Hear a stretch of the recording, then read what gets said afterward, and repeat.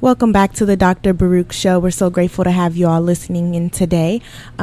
Today we will be talking about and celebrating the life and legacy of world-renowned herbalist Dr. Sebi, who has unfortunately passed over the weekend. Good morning, good morning, good morning. And thank you for joining us here on the Dr. Baruch Show, the health literacy show, where we educate and empower you so that you would be more informed about what it is that is going on in your world and what you have to do to get it right. Again, this is the Dr. Baruch Show. Hit live on that, please. And today we're going to be talking about the life and legacy of brother, teacher, Dr. Sebi. And it is no small thing, and we don't take it lightly that our brother is not in our physical presence. It is a travesty. It is unfortunate. It is sad. And today we reflect on his life and his work, and we reflect on the accomplishment of so many of his students, so many of his followers, so many of his disciples. As a matter of fact, we're going to start off with my co-host Heleese sharing with us some history on Dr. Sebi. And just for those of you who don't know, and why all of a sudden you notice your Facebook feed is like full of content about Dr. Sebi, Sister Heleese, would you mind sharing with us who Dr. Sebi was, is, and will be? Most definitely. So I'll be reading from drsebiselffood.com, just so you all know the source where I'm getting the information. So Dr. Sebi was a pathologist, herbalist, biochemist, and naturalist. He has studied and personally observed herbs in North America, Central and South America, Africa, and the Caribbean, and has developed a unique approach and methodology to healing the human body with herbs that is firmly rooted in over 30 years of experience. Dr. Sebi was born Alfredo Bowman on November 26, 1933 in Spanish Honduras. He is a self-educated man.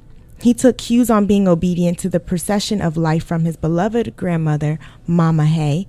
His early days of play and observation by the river and in the forest, coupled with guidance from his grandmother, afforded Sebi the foundation to be obedient to the truth in his later life.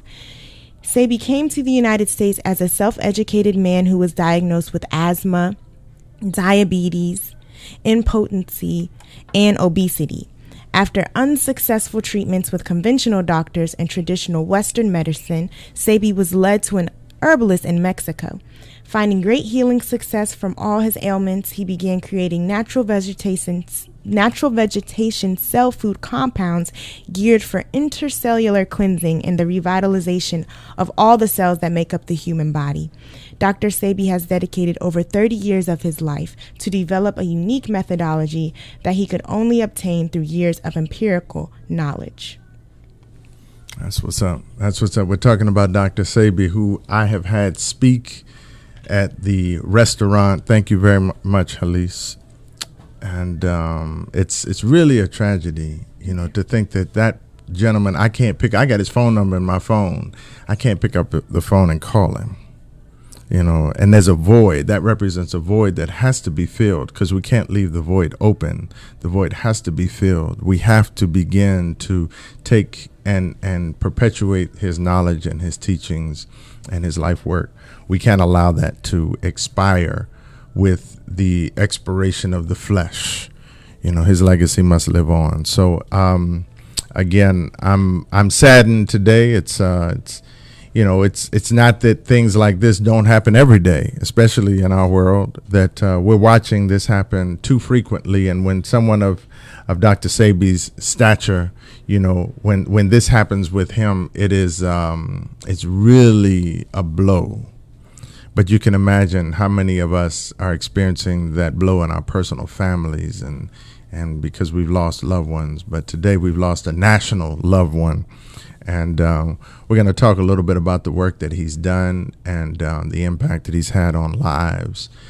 And again, what we have to do going forward. Heleese, let me just ask you, I know you're learning a lot about him in your reading. Is there anything you'd like to share with us about what you read, researched, and discovered? And when did you first hear about Dr. Sebi? Let's start there. When did you first hear about this brother? It was before it was before his death, actually, but still somewhat recent, because I've been researching about alkaline foods for myself and just adopting a healthier lifestyle. And whenever you research that, Dr. Sebi's going to come up, because Absolutely. he has done so much within our communities, and just in terms of healing your body through foods and herbs.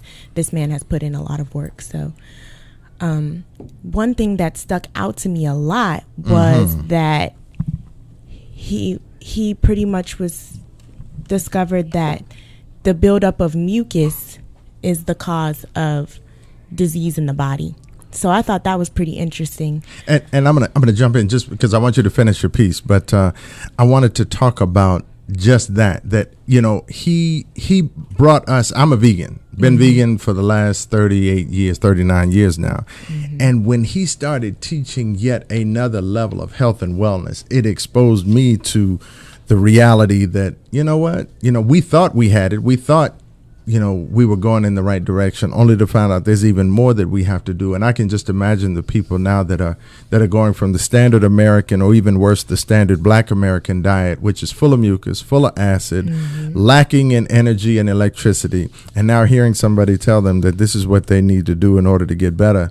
Dr. Sebi had a tall order ahead of him, because he focused his energy a lot on people that look like him.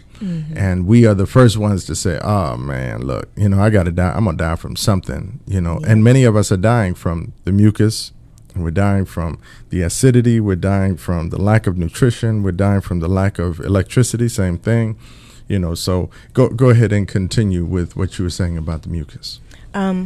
So yes, his diet pretty much focuses on eating electric foods and foods that give you alkaline for your body, so that you can alkalize your body as opposed to have a body full of acid. And that's where the specific fruits and vegetables and herbs and teas and grains come into play. So I did find it very interesting to hear that the cause of the disease in the body is from a mucus buildup. So, if you have overflow of mucus in your joints, that will cause arthritis, or so on and so forth, according to different diseases within the body. And that to me was just really interesting, because it was just something that I didn't know or hadn't heard of. So that definitely stuck out to me a lot when I was doing my research on Dr. Sebi. I see. And in your research on Dr. Sebi, he was born. Did you get his name? What was? Yes, he was Alfredo Bowman, or his middle name was Alfredo Darrington Bowman. Okay, and the cause of death. What is the reported cause of death? There's been, I guess, a bit of controversy around that. But according to several news outlets, he died in Honduras over the weekend. So he died on August 6th after having complications while battling pneumonia in police custody. And he was 82 years old. So he had been arrested, if I may be misquoting, but I want to say back in May, for supposed money laundering, and since then ended up having some complications with pneumonia and passed away over the weekend. Wow, that's unfortunate. Yeah. So I think it's critical that we reflect on the work that he's done. We also reflect on the reality that he's left a lot of work yet to be done. Yes. And there are a lot of students. There are a lot of us that are here that have been listening to him and been students and disciples of his for the last 20 years. And I can remember when he first did the piece back in the 80s on AIDS in New York City, where he said he cured AIDS, and put an ad in like the New York Voice, and it's like 3 or 4 different papers in New York City where he took out full-page ads that he had in fact cured AIDS. And And I think it's, it was a statement. It was such a strong statement. America wasn't quite ready to hear somebody say that they had a cure for AIDS, and they definitely weren't ready for a black man to say it. And so all of that was so controversial. And then to think that he represented himself in a courtroom. He stood in front of that courtroom without a lawyer. He represented himself, and he said, "You know what, Your Honor, if you don't believe me, I've got 70 people in the courtroom today, and they're going to tell you about how they had whatever disease they used to have, and they've got the doctor's documents, claiming and demonstrating that they have in fact overcome and defeated the illness, and they did it with the protocol that he had created and that he does through his USHA facility down in Honduras, but also distributes throughout the world." And you're talking about a brother who used to come here, and I would see thousands of clients come through the restaurant to see him every single day. They're just coming through to get, that magic alkalizer, that magic detoxifier, and they were literally sometimes clinging to life, literally had just a little bit of energy left. And then you see them weeks later and they've completely recovered and they're doing much better. And, so we've seen the evidence. This is no longer a debate about whether what he's doing and what he knew and what he taught people was working for them. Right. We know it worked. And today, we grow up in a world, or we're in a world where, pharmaceutical drugs have been, we've been led to believe that pharmaceutical drugs are the solution. This is what's going to get us well. This is what works. It doesn't work. Nope, it keeps you sick. Keeps us sick. It keeps us sick. And you're I know you're a vegan or a vegetarian. Which one? Vegan. Vegan. Okay, great. How long have you been vegan? It's been less than a year, probably about 5 or 6 months now. I kind of did a 6-year process of going from eating meat to going vegan. So initially I never really ate pork. Initially I cut out beef. Later I cut out chicken. Later I cut out turkey. Pescatarian for a couple years. Vegetarian for a very short period of time. And then full-fledged vegan. That's what's up. Okay. And tell me about your experience of being a vegan. I've really enjoyed my experiences being a vegan. I will say that I do need to learn more about in terms of supplementing, because sometimes I can feel drained of energy just because vegans do need to eat a lot more food and still know how to provide the vitamins and supplements for their body that they may not get through all of the food choices that I've been eating. So overall, I love it though. It's difficult sometimes going out to eat, of course, with your friends and what have you. But in terms of the health benefits, it's worth it, in my opinion. That's great. And we're gonna play a short clip from our brother, and just so that we get even more of a historical understanding of who he was and what he represented. We're gonna play this short clip so that you all can learn. For those of you who don't know, you all can learn who he was, who he always will be to many of us, because he was a giant. Now, Dr. Sebi.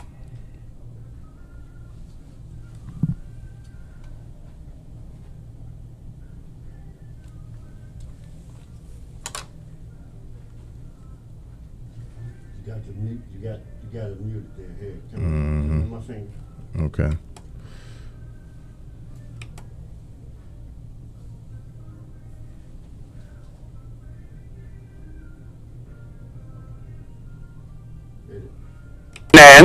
Who's a drummer, he just passed. Hollywood, the first individual that mentioned a part of the human body to me. And injured from the disease.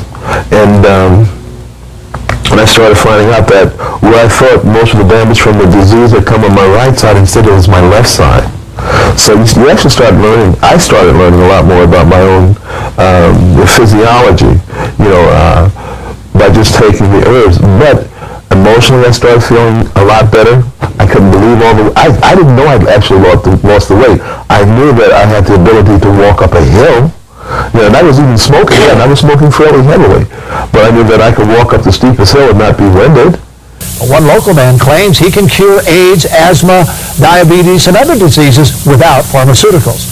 Our Michael Brownlee is in our newsroom with more on this story. Michael. Well, that's right, Harold. He's an immigrant from Honduras who never went to school, college, or medical school. Yet the man known as Dr. Sebi claims to have found the cure for several life-threatening diseases, including AIDS. Too good to be true? Well, you be the judge. The lump in Myrtle Rick's left breast is gone. I haven't had any symptoms or problems or anything. Sabrina Peterson's son no longer disabled by sickle cell anemia. He has a lot of energy. I have to make him rest. Disease is cured by this man. His name is Dr. Sebi, but he won't find a medical degree hanging from his wall. Instead, a certificate of healing. We have complex things with science, but if we go back to God and use the herbs as God said, then you can see how simple it is. Dr. Sebi believes what ails you can be cured with natural alkaloid herbs and a vegetarian diet solely made up of what he calls electric foods, mushrooms, greens, and rye breads without starch. If Hippocrates established the principle of medical science by using herbs to cure diseases, then why the physician using the chemicals? 40 years ago, a doctor in Mexico cured Sebi of diabetes, asthma, and obesity with the very same herbs and diet he dispenses to all of his patients, whether they're suffering from lack of energy or full-blown AIDS. That package is an intracellular chelation. I'm removing plaque from the system. I'm removing inflammation. That is the base for all disease. And according to a medical affidavit provided by Dr. Sebi, it's working.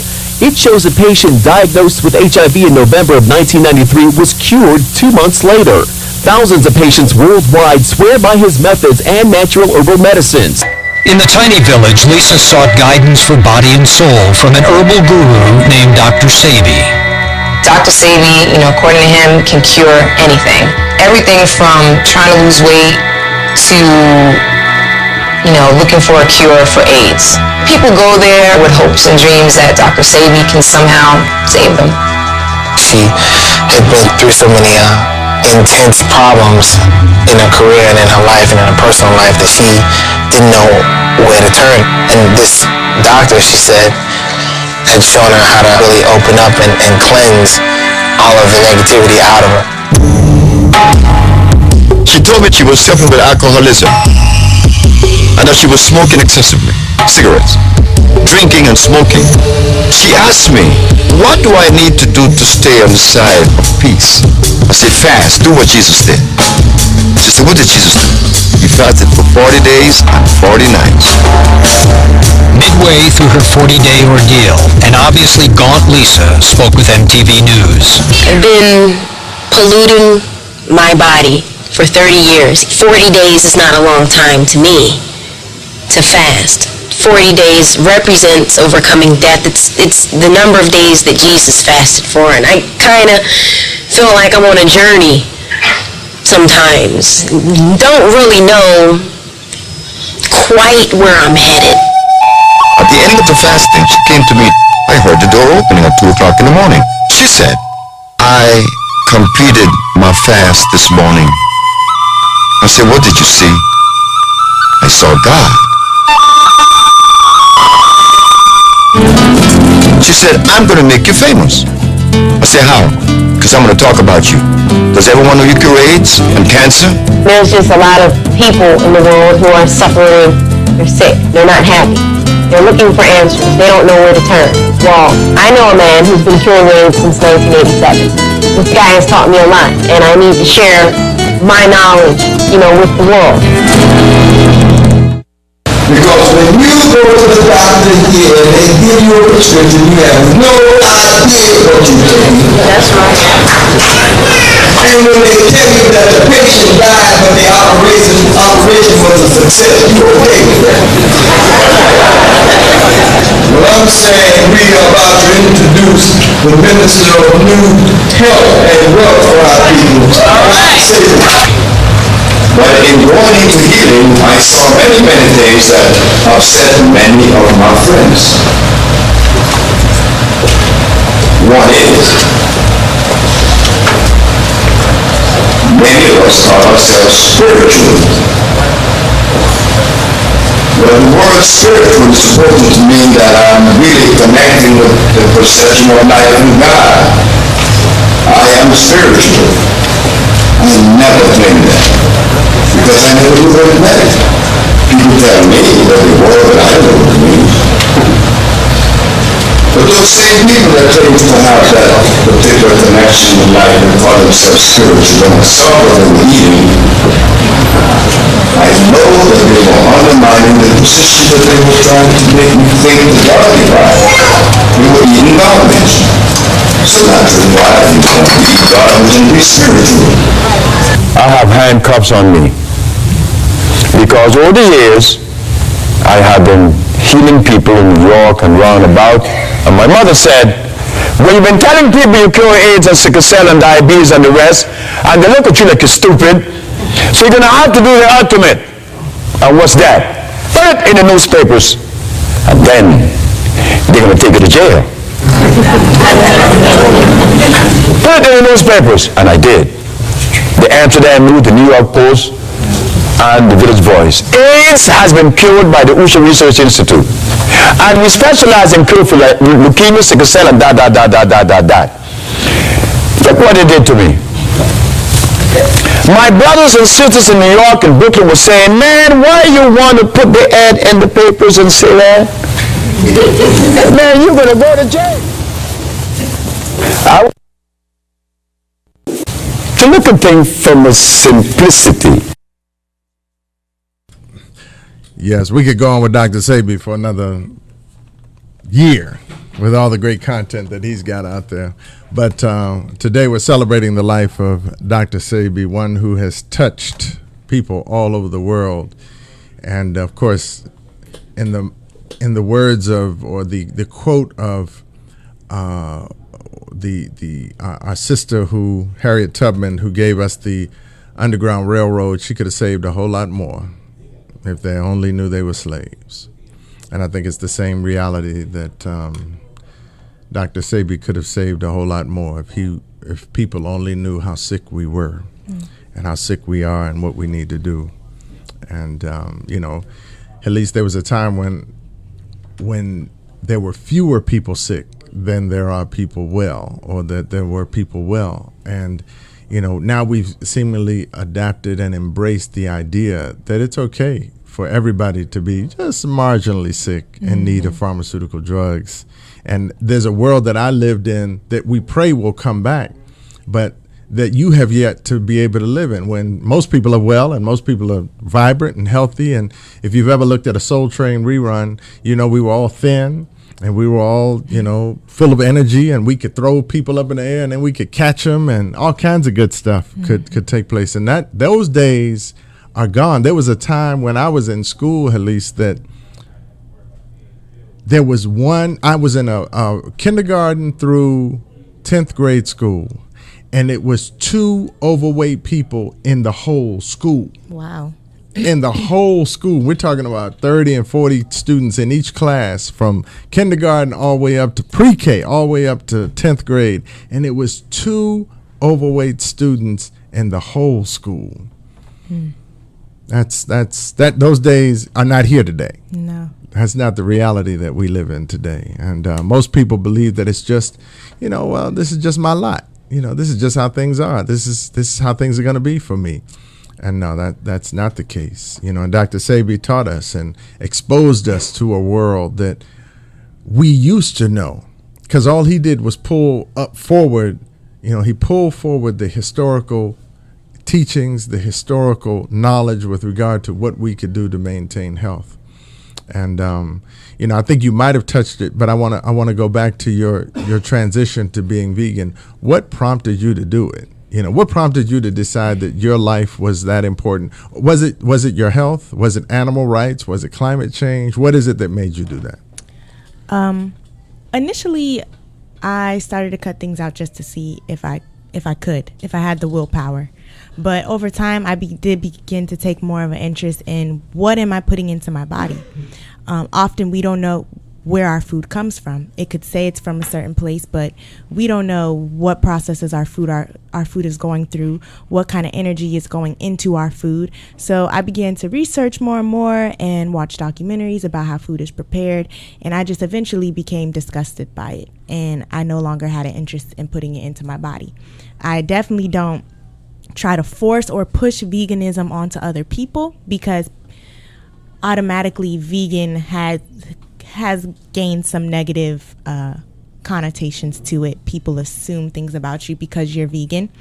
But I definitely do try to get people to at least know what they're putting into their body. And if you're okay with it, then that's wonderful. You know, if you're just be aware of what it is that you're digesting, because this is literally the fuel for your system. If you are a car, then this is your gas, and it's important to know what it is that you're eating and where it's coming from. So it pretty much boils down to health more than any other reason. Sure. And you're talking about this transition in your mind first. And I think that's where a lot of us get tripped up. The transition in the mind can only happen when somebody's vibrating at a certain frequency, when somebody looks at themselves and thinks of themselves in a certain positive way. When you're not looking at yourself, when you don't have the right self-image, when you're not loving yourself, when you're not, when you don't have a vision for yourself, when you don't have a future for yourself, when all you do is, you're kind of looking at the 6 o'clock news and going off the 6 o'clock news as to what it is your life should be about, what you should be thinking about, and what is good and what isn't good. That when that's the foundation of your thought, then you're going to find yourself tripping. You're going to find yourself making mistakes. And Dr. Sebi gave us that roadmap out of that space. And he talked about the impact that the world news was having on our mind, which was preventing us from being able to receive good information, because good information is for good people. And I keep looking at myself on the news, and I'm not a good person, so I wouldn't want to do that. I wouldn't want to eat. I wouldn't want to waste my time trying to be healthy when I'm not even worth it. So when you having just traversed your youth and young adulthood, you had challenges over the course of your life that you were able to overcome and that you were able to make it through. Can you see, as you were saying, you don't want to push or impose upon somebody the whole idea of veganism. Can you see why so many people are necessarily pushing back or saying, I'm not trying to get with that? Do you understand, that mentality? As Dr. Sebi had to figure that out in order to pull a person out of a sickness, you first have to make them reflect on the fact that they got it, and two, that they deserve better. You deserve better for yourself. Do you see that happening, that many people are getting tripped up because they just don't see themselves worth that much? I definitely see that happening. I was trying to look on my phone to find the quote from Dr. Sebi where he referred to us being in a mental asylum.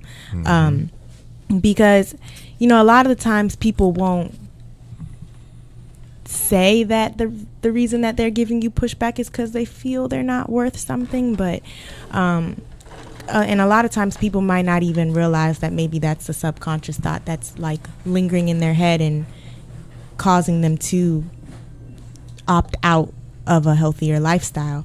But there's definitely been conditioning, and we've just been brought up a certain way. So food that's quicker, medicine that's easier to access, people, we live in, like we were discussing before, a microwave society where people crave instant gratification. So it's easier to go to McDonald's and get a burger, and it's cheaper, as opposed to going to the health food store and buying organic fruits and vegetables. It's easier to go to a sit-down restaurant and just order something, as opposed to starting your own garden and planting your own food and putting your own energy into your own food. So people have pretty much got trapped into that whole mindset of, I'm just going to do what's simpler, what's easier, because I don't have time. I'm busy, I'm trying to work, I want to do this, I want to do that. So health ends up being on the back burner as opposed to in the forefront where it should be. Yeah, and one of Sebi's quotes, he talks about the problem with our health, and the problem with our culture, and the problem with our families, and the problem with so much that is wrong in our community is when you take a gorilla and now you put him in the homeland of a polar bear, and you not only give him, this new environment, but now you give him the food of the polar bear. You give him the culture of the polar bear, which is not his. It's foreign to him. Mm-hmm. It is, it's expected that he would not be able to function, especially where he's coming from. He's coming from the equator, and now he's here in a land that is foreign to him, with foreign culture, with foreign food, with foreign medicine.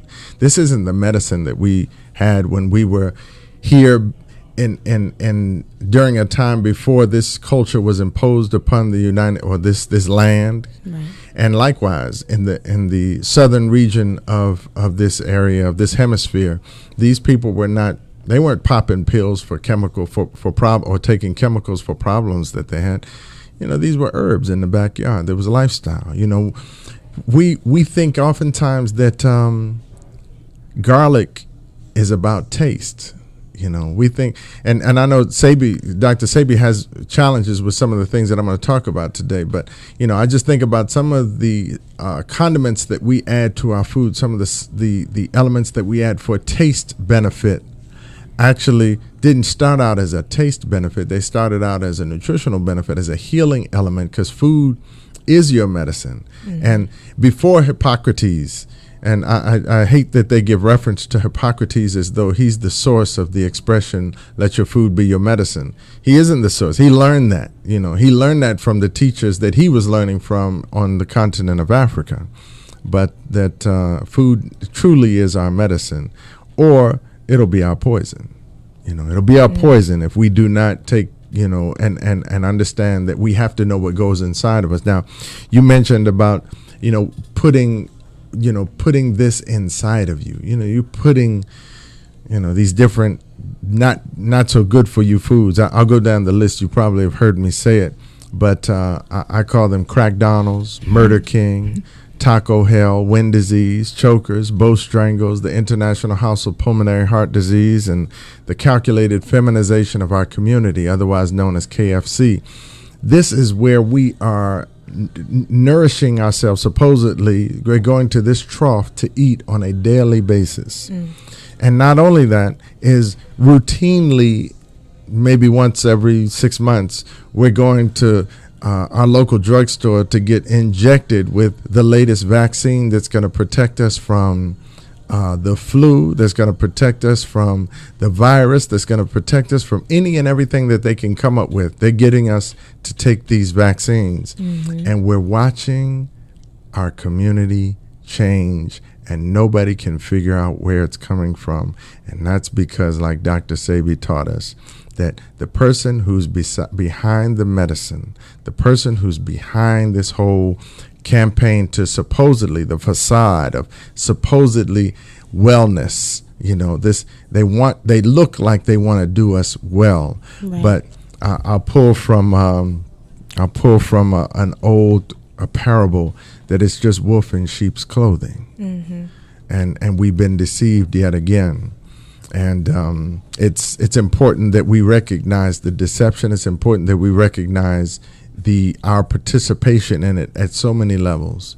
And Dr. Sebi told us, he said, no, we need to get back to the continent. Right. And, you are more cultural than most, Heleese. What's your thoughts on, this migration back to one of our homes? We've got many homes. The whole planet was ours. You can go to Australia and find that they wiped out the black or African or dark complected, heavily melanated population there. You can go to Indonesia. You can go to China. You can go, of course, you can still find us there on the continent of Africa. We're in South America. We're all over the place. And everywhere that you find us, we're under attack.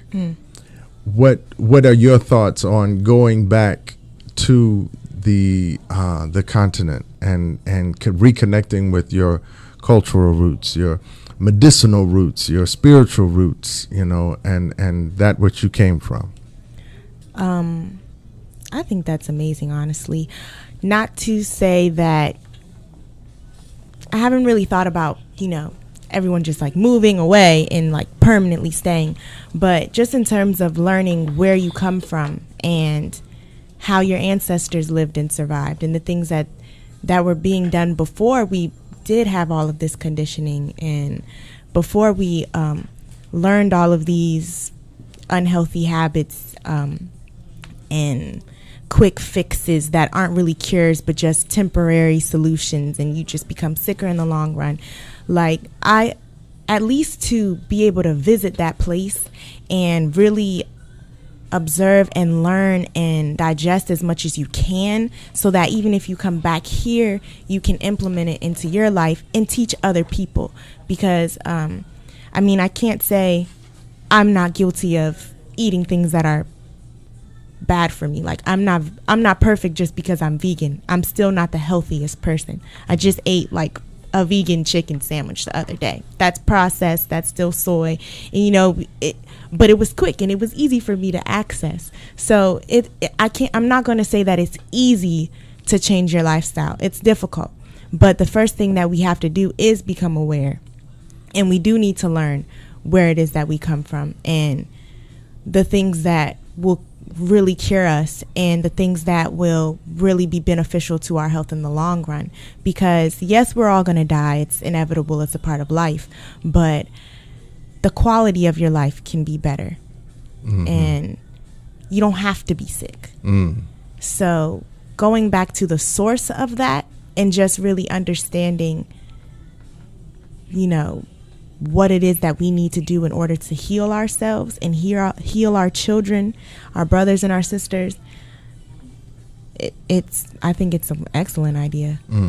Yeah, I think we need to connect them with something, because whatever we're working with now is not giving us the benefit. It's not giving us the reward that I think we should be getting. So it's going to take a cataclysmic change to turn this operation around, but I think that's what we see happening. I think at some point all of this is just going to galvanize and become an explosion almost, and people are going to say enough is enough. We've been through enough, we've seen enough, we know enough now. Enough is enough. It's time for us to turn around. And of course that doesn't just happen because we sit on the sidelines and wait.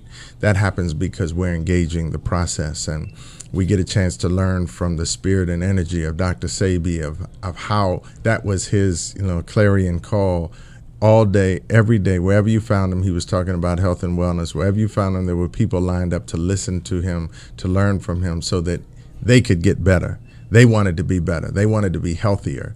And again, we here at the Elife Media Studios, this is the Dr. Baruch show, and my co-host Heleese is here with me, and it's a really interesting day, because I don't even know what to feel and what to think exactly in response to Dr. Sebi. I just didn't expect, this soon. But the brother he just gave birth to didn't give birth, but he just fathered a child. I think he's got like a 3 or 4 year old. Wow. And if I'm not mistaken, how old was Dr. Sebi? He was born in 1933. He was 82. 82 with a 4-year-old baby. So he has 17 children, from what I read. Goodness gracious. That's what I read. He is, he's definitely, he's working. And that's the kind of work we should be doing. I mean, when you think about, Black Lives Matter, when you think about the incarceration rate, you think about the death rate on the streets of America at the hands of people that don't look like us and at the hands of us. When you look at all of these statistics, the reasonable response on the front end appears to be, we're going to protest, we're going to get angry, and now we're going to start boycotting businesses so that people give us attention, because we're not getting the attention that we should be getting. Now, if I looked at the business, if I just looked at it from the business man's mind, I would say, if I'm losing customers, or if I'm losing product, then I need to, or if I'm losing workers, then one of the things I need to do is start cultivating and getting new customers, new workers, and new product, or whatever it is. I need to replace that. And I don't see us in our community, having major sit-ins, talks, and think tanks about what are we going to do to replace the human lives that we're losing, and the spirit, so that the spirit can have a human life to do its work through. Because the spirit has to work through the human life, right? And we're spirits on human journeys. So I don't see anybody getting, standing up in front of a church or a synagogue or wherever, a mosque. I don't see a call going out to the community saying, we need to fix our relationships because we need to start making some more babies because we're losing too many people.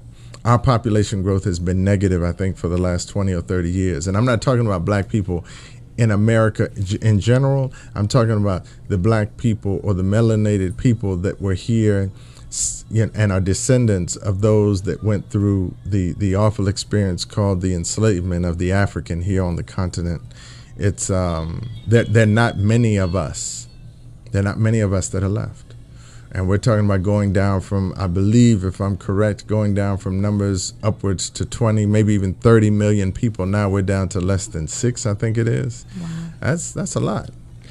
But, again, that's what we're needing to understand is significant. And that's why we need to understand the life of Dr. Sebi is significant. And we don't need to make his life, and all of us who are healers, we don't need to make their lives only significant after they're gone. Right. We need to make the brother's life significant while he's here, because all the information we could have ever gotten from Dr. Sebi has been gotten. We're not going to see his lips move anymore, and he's not going to tell us anything else except we're able to tap into that spirit energy that, as I understand it, he actually has the capacity to do more work than he could do down here in the human form. He has the capacity to really make some changes. So hopefully, we can tap into that energy and get him to, continue to fortify us with the information that we need. When you were researching him over the last, couple of days and learning more about him, what are some of the things that really stood out about him for you, Heleese? Let's see. While you're thinking about that, we're talking today about Dr. Sebi. Dr. Sebi is allegedly no longer physically on the planet. Right. I say that because we need to be careful. The world will have us believing a whole lot of stuff that's not true. They'll make us believe that the Twin Towers up in New York fell on their own, or that they fell rather by the fuel from the plane. And there's so many things that before the truth came out about the smallpox and the blankets of the Indians, it was like, y'all just getting sick. And before it came out, the truth came out about the syphilis and the gonorrhea and the VD that was being injected into folk in Baltimore and also down south, that we would be made to believe that this was just a natural phenomenon.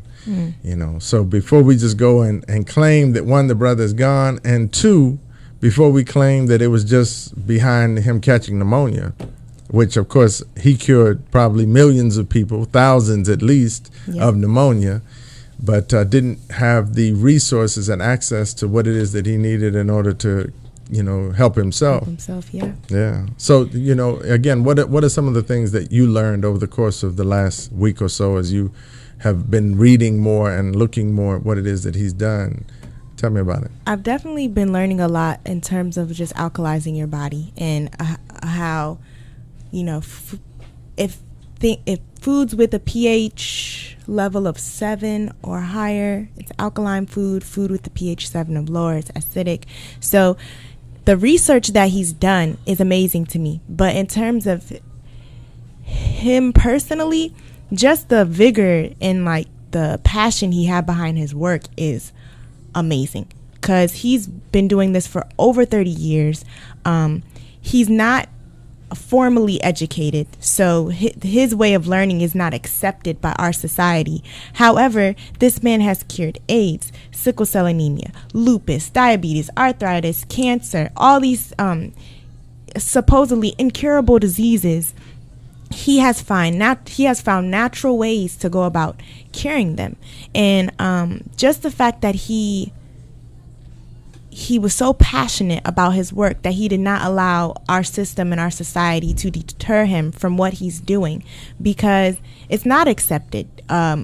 We live in a world that's about money. So if there's a cure for cancer and there's a cure for AIDS, there won't be any more money through, these medicines and false forms of like healing, because we found a cure. So I'm sure there's people who heavily oppose the things that he's doing, but just the fact that he didn't let that get him off of his beaten path, and he really worked hard to make a significant impact on our world and really wanted to just save our people. And it makes me reflect on, okay, now what am I going to do? That's it.